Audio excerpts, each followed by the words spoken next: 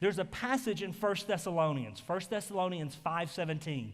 It's probably one of the most direct passages that relates to this. In fact, I don't know how any more clear it can be. 1 Thessalonians 5:17. In fact, this would be a great memory verse. 1 Thessalonians 5:17. The address is pretty easy. 3 words. Pray without ceasing. Pray without ceasing. Here Jesus, through the Apostle Paul, is writing a letter to the church at Thessalonica, and he's basically saying the exact same thing that he starts out the parable with. Don't lose heart. Consistently pray.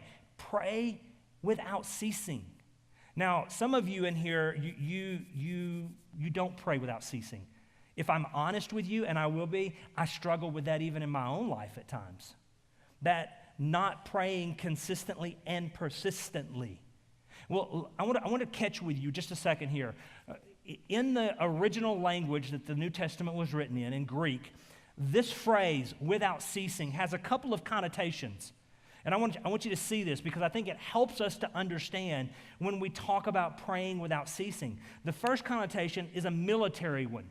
And it goes something like this. The picture is a military army making an advance on an enemy. And as they advance, they fight, they gain ground, they settle, they breathe, they regroup, and they start again.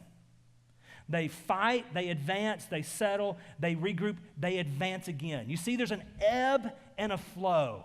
There's a movement that keeps going. That army didn't just make an entrance in, fight, oh, we're done. And no, they continued advancing until that one in which they were fighting against and had the aggression against surrendered or was defeated in some way.